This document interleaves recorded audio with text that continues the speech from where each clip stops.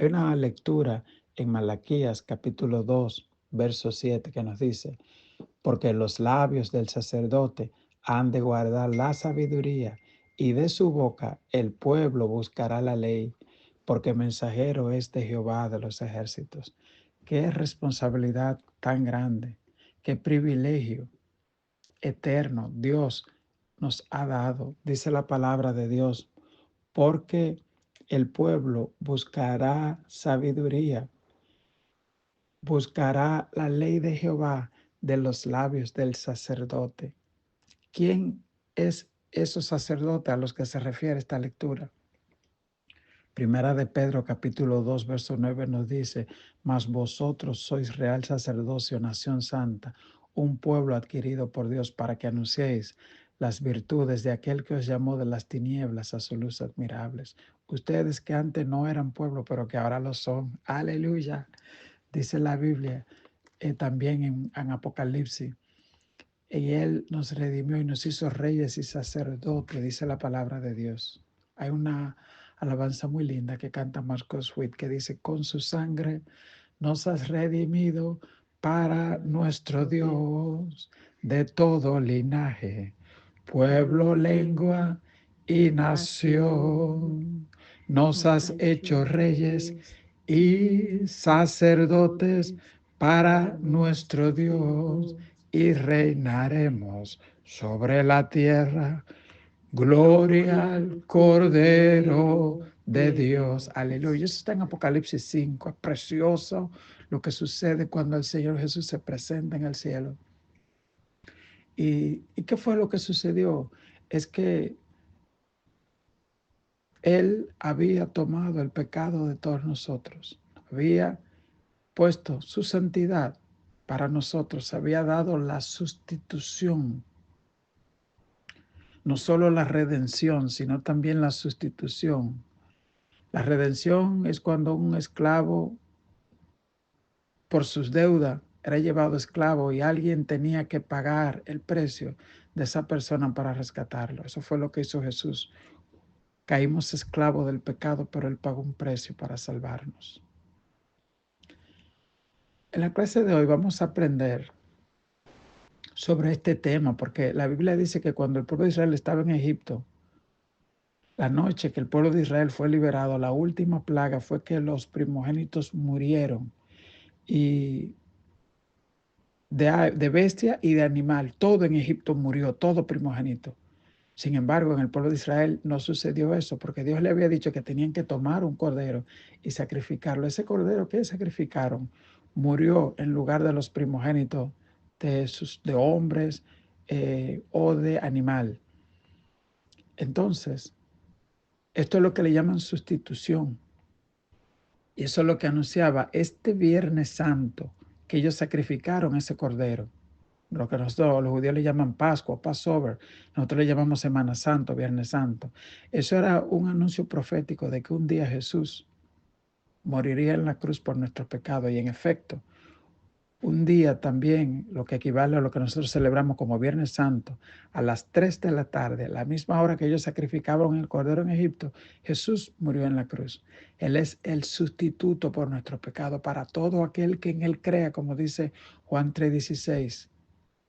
No porque Cristo haya muerto, todos nosotros somos automáticamente salvos. La Biblia dice, para que todo aquel que en Él crea, y luego dice Juan 3:17, el que no cree en Él ya ha sido condenado, por cuanto no ha creído en el unigénito Hijo de Dios. Mire, ayer veía un pequeño video de una persona que decía en las redes sociales que el infierno no está operando, que está ahí pero que no hay nadie. Eso es falso. Eso es falso, porque la Biblia lo describe perfectamente como un lugar de tormento. Y esa persona decía, no, porque hasta que no comparezcamos todos ante el gran tribunal, nadie va para el infierno. No, no es correcto. La Biblia dice, el que no cree ya ha sido condenado porque no ha creído en el unigénito Hijo de Dios. En el momento que una persona muere y se va de este mundo sin Cristo, es llevado o debajo del altar donde están las almas, o va a un lugar de tormento que se llama el infierno, donde está el diablo y sus ángeles. Hay ángeles allí que han sido atados, están en ese lugar. Hay almas que están allí, que se rebelaron contra el Señor y luego van a comparecer ante el juicio final.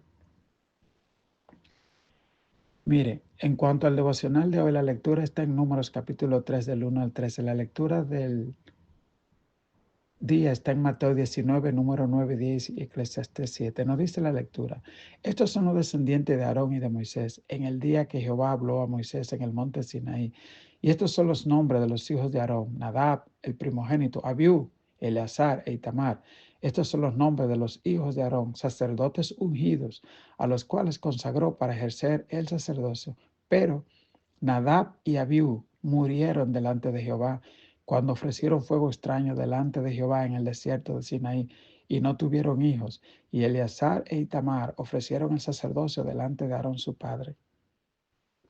Déjeme explicarle algo trágico, triste que sucedió acá y que la Biblia menciona por lo menos en 5 ocasiones, para que eso no se nos olvide y para que no pase por alto. Aarón, que era el sumo sacerdote, tenía 4 hijos. 2 de ellos, dice la Biblia, que entraron y ofrecieron un fuego extraño que Dios no había mandado. No todo el mundo podía acercarse al tabernáculo, solo los levitas. Y no todos los levitas, solo los sacerdotes podían entrar al lugar santo, santísimo. Y no todo el mundo podía entrar al lugar santísimo, solo Aarón.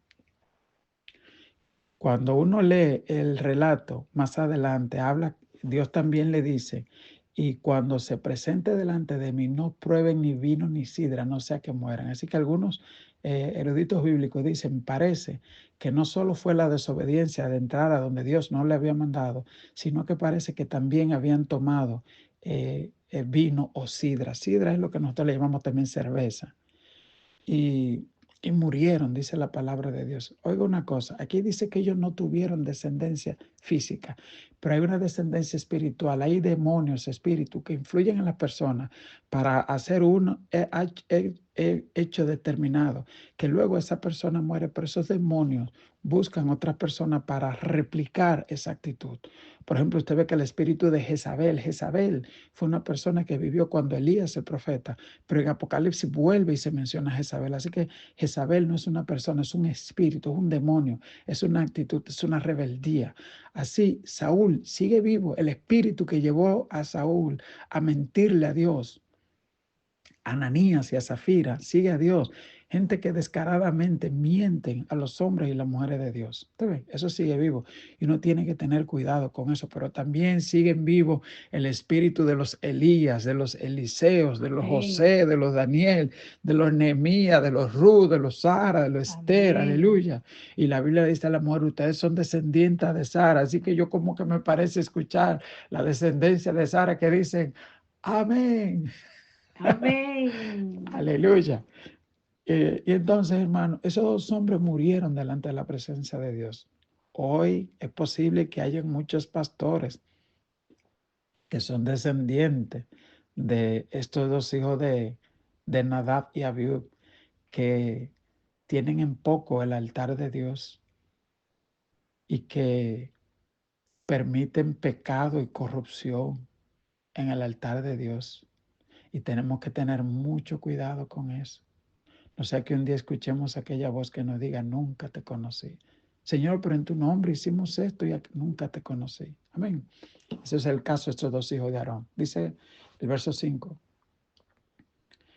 Y Jehová habló a Moisés diciendo, haz que se acerque la tribu de Leví y hazla estar delante del sacerdote Aarón para que le sirvan y desempeñen el encargo de él y el encargo de toda la congregación delante del tabernáculo de reunión para servir en el ministerio del tabernáculo y guarden todos los utensilios del tabernáculo de reunión y todo lo encargado a ellos por los hijos de Israel y ministren el servicio del tabernáculo. Aquí cuando habla de guardar no se refiere a guardarlo en una gaveta, se refiere a guardarlo, protegerlo, defender. Esa gente defendía el altar. Recuerde que en el centro estaba el tabernáculo. Al norte, al sur, al este estaban las 12 tribus, pero entre las tribus y el tabernáculo estaban esta gente que rodeaban el tabernáculo. Y ellos en los 4 puntos lo guardaban. Al este estaba Moisés y Aarón. Al norte, al sur, al oeste estaba cada una de las tribus de los levitas repartidas. Entonces, Si alguien se acercaba indignamente o traspasaba los linderos del tabernáculo, esa gente no tenía problema en matar a cualquiera que se acercara, que traspasara los linderos. Usted puede leerlo cuando dice la Biblia, y se levantó Finés e hizo juicio. Porque trajeron inmundicia al campamento de Dios. Y usted puede ver también cuando Moisés preguntó, ¿quién está por Jehová? Y dice la Biblia que todos aquellos que habían transgredido pagaron un alto precio. Y esa era la responsabilidad de los levitas, guardar la santidad de la casa, del altar de Dios. Nosotros, como dice la palabra de Dios, que todos nosotros somos sacerdotes y levitas delante de Dios, tenemos que guardar la santidad de la casa de Dios, que es nuestro templo, nuestro corazón, nuestros labios, nuestros ojos, orar, guardar, que seamos guardados. La Biblia dice, ustedes no son vuestros. Dice, ustedes son templo del Espíritu Santo, porque antes habitaba en la presencia, la Shekinah de Dios. Habitaba antes en el tabernáculo o en el templo de Salomón. Pero Dios le dijo a David, ¿qué templo tú me has de construir? Los cielos de los cielos no me pueden contener. Sin embargo, su Espíritu Santo escogió habitar en nuestro corazón, en nuestra vida. Ese es el regalo más grande que nosotros tenemos, la posesión más valiosa, la presencia de Dios.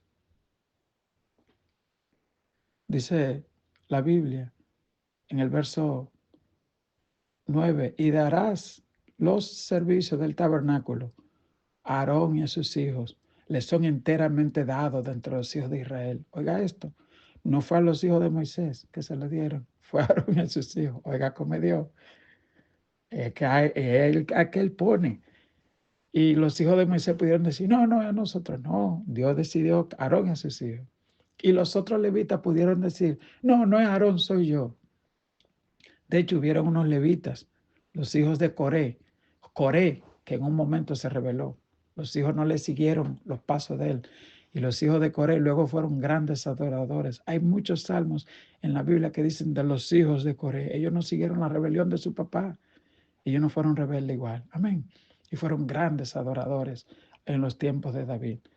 Y dice la Biblia, por eso, hermano, usted tiene que, a veces Dios te manda a ti para una cosa y uno piensa, no, pero que yo lo que quiero es hacer tal cosa. No, porque ya sea que tú seas un sacerdote, o seas un músico, o seas su mujer, o sea alguien que limpie en la casa delante de Dios,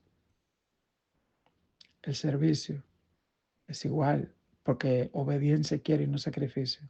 ¿Dónde Él te puso para servirle, para hacer su voluntad, para predicarle a un compañero de trabajo, para pastorear una iglesia, para darle un pan al necesitado? Dice la palabra de Dios, el verso 11. Habló además Jehová a Moisés diciendo, he aquí, yo he tomado a los levitas de entre los hijos de Israel en lugar de todos los primogénitos. Los primeros nacidos entre los hijos de Israel serán pues míos, los levitas, porque mío es todo primogénito desde el día que yo hice morir a todos los primogénitos en la tierra de Egipto. Santifiqué para mí a todos los primogénitos en Israel, así de hombres como de animales míos serán yo Jehová. Esto era lo que le decía al principio, que Dios desde ese momento dijo, como yo salvé a todos los primogénitos, todos ellos me pertenecen. Y siempre había que ser dedicado a Jehová a todos los primogénitos. Pero este día Dios le dijo a Moisés, yo hoy tomo los de la tribu de Leví. Como todos los primogénitos me pertenecían, ahora la tribu de Leví se constituye en mi primogénito. Todos ellos me pertenecen, ellos no se pertenecen a ellos. ¿Qué quiere decir eso? Que tú y yo, como sacerdotes de Dios, no nos pertenecemos. Nuestra vida depende para Él. Lo que vamos a hablar, lo que vamos a hacer cada día, tenemos que consultarlo con Él y asegurar que se alinee con su santa palabra y que, como dijo Josué, en mi casa y yo serviremos a Jehová. Dios te bendiga, Dios te guarde.